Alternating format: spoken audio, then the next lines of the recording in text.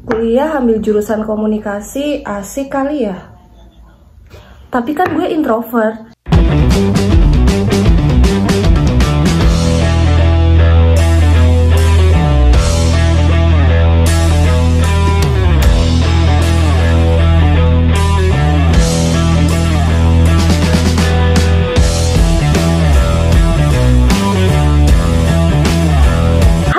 Balik lagi di channel saya Desi, dan spesial di video kali ini saya akan membahas bagaimana nih kaum introvert mengcover dirinya selama berkuliah di jurusan komunikasi. Dan kebetulan saya memiliki kepribadian yang katanya sih introvert. Sebelumnya aku mau tahu dulu nih, siapa di antara kalian yang pengen masuk jurusan komunikasi tapi terkendala perkara kepribadian satu ini? Coba tulis di kolom komentar ya. Sebelumnya perlu diketahui dulu juga, saya adalah alumni komunikasi UGM angkatan 2017 dan lulus tahun 2019.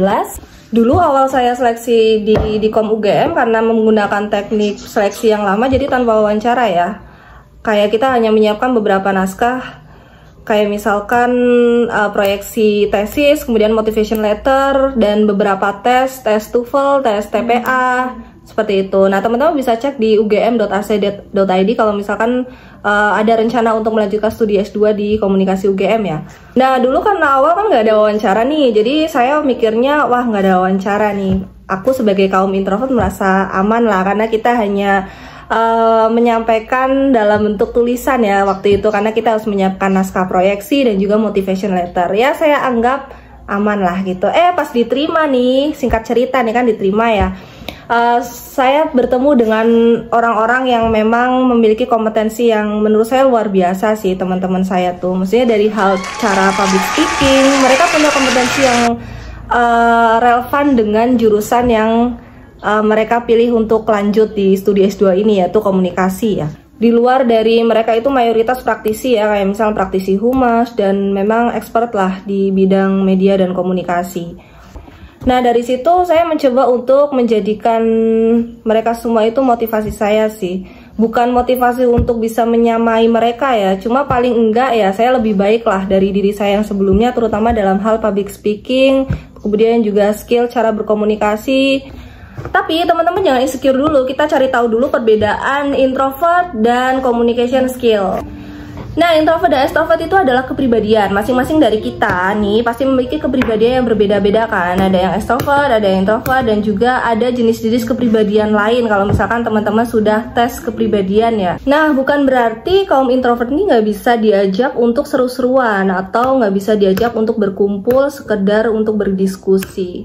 Lebih ke gimana sih kita menyimpan energi kita setelah melakukan aktivitas gitu. Sedangkan komunikasi ya, komunikasi itu adalah bagian dari skill ya, yang di dalamnya ada public speaking, kemudian juga skill untuk menulis. Pokoknya intinya komunikasi itu kan gimana kita bisa menyampaikan pesan agar pesan itu bisa diterima dengan baik gitu ya. Dan sebenarnya esensi dari komunikasi itu nggak cuma kita sekedar ceplos-ceplos aja kan. Yang lebih penting itu adalah gimana kita bisa merubah hati orang, kita bisa mempersuasif orang sampai ke level sikap dan perilaku. Intinya kan gitu. Nah, tapi teman-teman gak perlu takut dulu nih, aduh awal belajar komunikasi udah harus bisa merubah sikap dan perilaku orang, gimana nih?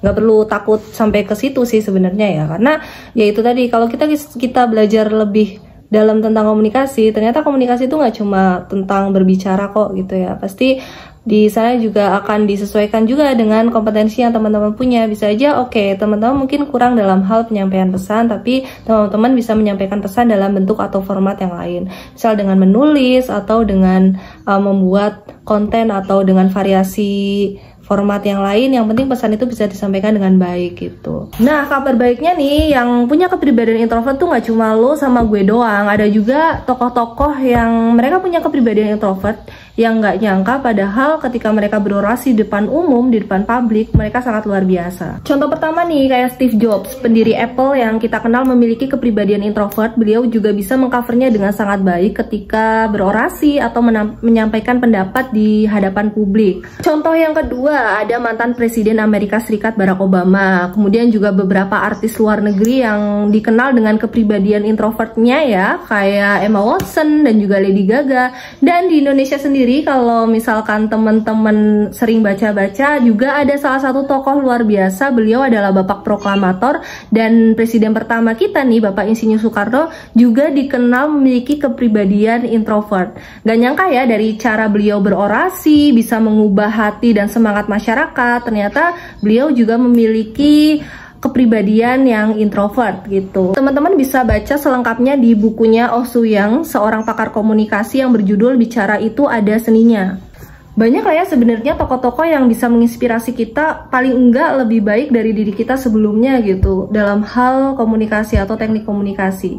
Gak usah jauh-jauh, teman-teman terdekat kita pasti ada juga yang bisa menginspirasi kita agar bisa berlatih lagi, mengasah lagi skill komunikasi kita. Karena apa? Semua yang kita lihat di depan layar gitu ya, kita nggak tahu belakangnya itu seperti apa. Pasti ada yang namanya proses, pasti ada yang namanya persiapan gitu ya. Bagaimana seorang pembaca berita itu menyiapkan materi agar bisa ditampilkan di prompter, berikut juga dengan tanda bacanya. Kemudian bagaimana seorang interviewer itu harus menyiapkan pertanyaan-pertanyaan yang harus disampaikan. Begitu juga ketika kita presentasi, pasti kita juga menyiapkan materi apa saja yang harus kita sampaikan agar nanti ketika kita tampil itu bisa maksimal, optimal, dan ya terlihat sempurna. Tapi jangan jadikan kepribadian introvert itu tameng gitu ya, mentang-mentang ya maklum lah aku kan introvert gitu, ya nggak apa-apa kalau nggak bisa ngomong depan umum, kalau belepotan, kalau ya nggak masalah kan aku introvert. Ya jangan gitu juga, nggak gitu konsepnya ya. Seperti yang sudah saya sampaikan tadi ya, semuanya itu ada persiapannya. Nah, di dalam persiapan itulah proses pelatihan itu bisa kita lakukan, latihan agar nantinya kita bisa tampil sesuai dengan apa yang kita ekspektasikan. Nah, sekarang saya akan masuk ke materi gimana caranya sih kita bisa meningkatkan skill komunikasi kita agar bisa pede, percaya diri ngomong di depan publik. Kita lepas label kepribadian kita ya, introvert, extrovert kita lepas, karena kepribadian extrovert pun belum tentu dia bisa menjalani proses public speaking dengan baik gitu ya, dengan benar. Jadi kita lepaslah label-label kepribadian itu, karena kita anggap semua orang bisa memiliki skill public speaking yang oke gitu, yang keren. Pertama, be brave and be confident ya. Jadilah berani dan juga percaya diri. Itu adalah pondasi yang paling penting yang harus dimiliki teman-teman. Gimana kita nggak berani kalau misalkan kita nggak mau nyoba? Kita harus berani untuk bisa mau mencoba sesuatu hal yang baru, sesuatu yang menurut kita nggak bisa. Percaya aja gitu bahwa dia bisa, kenapa kita nggak bisa? Dia sama-sama makan nasi, kita juga sama makan nasi. Dia bernafas, kita juga bernafas. Dia bisa berbicara, kita juga bisa berbicara gitu. Jadi coba munculkan keberanian dan mindset positif dalam diri kita dulu gitu ya, karena itu yang kemudian akan menge-push diri kita untuk mau melakukan hal yang menjadi tantangan, yaitu dalam hal ini adalah hal untuk berbicara, mau mengekspresikan diri kita di depan publik. Kedua, ketahui momen kapan teman-teman harus menyampaikan pesan dalam berkomunikasi ya. Kapan harus berdebat, kapan harus diam, kapan seharusnya teman-teman hanya sekedar menyampaikan materi, baik itu sebagai presenter misal, atau kapan teman-teman memposisikan diri sebagai seorang MC, pembawa berita gitu. Jadi teman-teman harus bisa memposisikan diri di mana momen teman-teman menyampaikan pesan yang ingin disampaikan. Ketiga, siapkan media untuk berlatih. Nah, ini adalah salah satu media saya contohnya untuk melatih cara saya untuk bisa meningkatkan public speaking ya, melalui YouTube, melalui video gitu. Dengan ini saya bisa melihat peningkatan saya video demi video, kira-kira apa yang kurang dari cara saya berbicara. Kemudian juga karena seorang introvert kan malu nih ngomong di depan publik kalau misalkan nggak ada yang nyuruh gitu ya, atau nggak ada momen yang pas. Orang nggak ada acara apa-apa terus kita tiba-tiba nyuruh kumpul dong cuma dengerin saya ngomong, kan nggak mungkin. Nah, kalau misalkan melalui video kemudian saya upload di media sosial kan bisa nih dilihat oleh teman-teman sekalian, juga sekalian bisa mengkritisi kira-kira apa yang kurang dari cara penyampaian saya atau mungkin intonasi saya, seperti itu. Jadi teman-teman pasti punya medianya sendiri-sendiri lah, atau jangan menggunakan media teknologi informasi, bisa menggunakan orang terdekat gitu ya untuk melihat cara penyampaian pesan yang dilakukan oleh teman-teman dan kemudian minta feedbacknya. Ketiga, siapkan materi. Nah, ada beberapa orang yang tanpa materi dia sudah bisa ngomong ceplos-ceplos ya, tanpa perlu persiapan dia sudah bisa menyampaikan pesan dengan sangat baik gitu. Biasanya hal ini dilakukan ketika kita diinterview atau ditanya sesuatu yang nggak bisa kita ekspektasikan gitu ya, mau ditanyakan apa ya udah asal aja dikeluarkan, tapi dia bisa menata bahasa dengan baik gitu. Jadi kita ngelihatnya dia memiliki public speaking yang sangat jago padahal nggak ada persiapan sama sekali. Nah teman-teman juga jangan berkecil hati gitu ya, kadang ketika kita melihat orang di interview ditanya-tanya dan kok jawabnya lancar banget ya gitu, bisa jadi memang orang itu berkompeten dengan hal yang ditanyakan, jadi memang qualified sesuai dengan bidangnya dia gitu. Jadi kenapa dia kok lancar banget ketika menjawab suatu pertanyaan gitu tanpa persiapan dan lain sebagainya. Teman-teman juga bisa kalau misalkan teman-teman punya kompetensi di hal apa nih, kemudian di interview oleh saya yang kebetulan nggak tahu bidang yang teman-teman tekuni, nah saya pun akan melihat teman-teman luar biasa gitu karena bisa menjawab pertanyaan saya dengan sangat lugas, dengan keren, dan ya karena teman-teman qualified di kompetensi bidang yang teman-teman tekuni. Selanjutnya ada momen juga dimana kita juga harus menyiapkan materi nih berupa teks atau mungkin poin-poin agar tepat sasaran apa yang ingin kita sampaikan di hadapan publik. Misalnya ya ini berkaitan dengan agenda meeting atau mungkin press conference yang memang memiliki keterbatasan waktu, agar apa yang kita sampaikan ini tepat sasaran dan efektif gitu. Kelima, atur intonasi dan juga tempo bicara.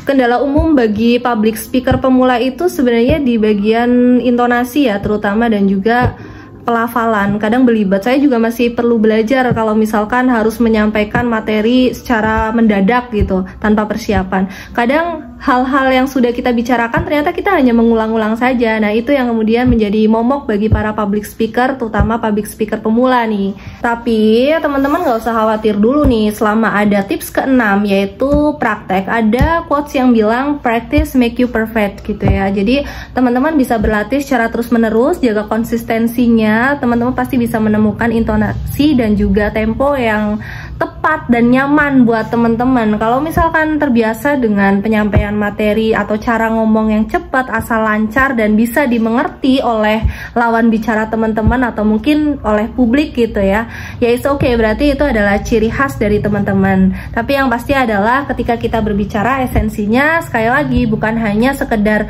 ngomong gitu ya, bukannya sekedar yang penting pesannya itu nyampe, tapi ada di level pesan itu tersampaikan dengan baik dan benar. Syukur-syukur nih bisa sampai ke level persuasif atau mengubah hati sampai ke perilaku orang lawan bicara kita.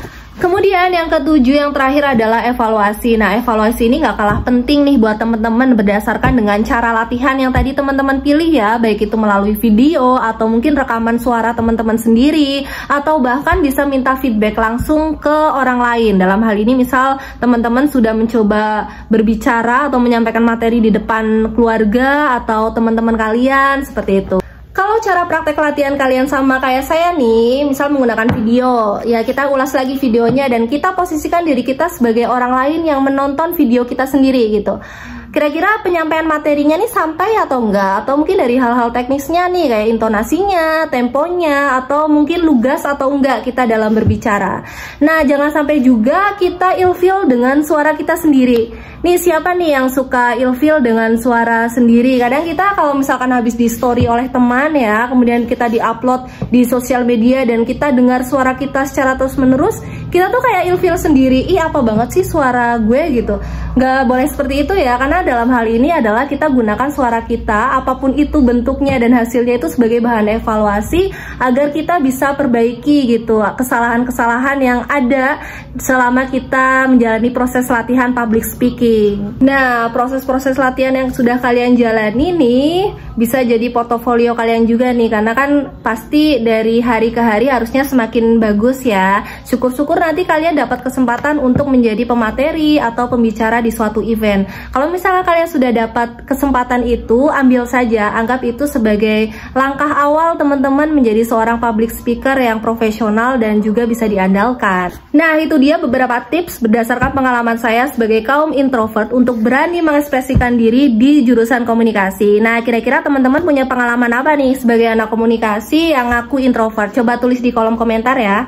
Saya pun sampai sekarang masih dalam proses berlatih kok, dan juga masih belajar bagaimana agar bisa menjadi seorang public speaker yang baik dan juga bisa diandalkan serta profesional gitu. Nah, buat teman-teman yang sama-sama sedang berlatih, jangan putus asa, tetap semangat dan tetap konsisten ya dalam menjalani proses latihan gitu. Jadi itu dia tadi pembahasan terkait dengan kepribadian dan juga skill. Gak ada hubungannya ya. Jadi skill itu bisa diasah apapun itu kepribadiannya, selama teman-teman punya niat dan juga itikat untuk bisa melalui proses dan tahapan-tahapannya. Terima kasih sudah menonton video saya sampai akhir. Semoga bisa bermanfaat untuk teman-teman semuanya. Sekali lagi jangan lupa like, comment, share, dan subscribe. Serta coba tulis di kolom komentar kira-kira video apa lagi ya yang bisa saya buat untuk konten saya selanjutnya. Terima kasih, sampai jumpa. Wassalamualaikum warahmatullahi wabarakatuh.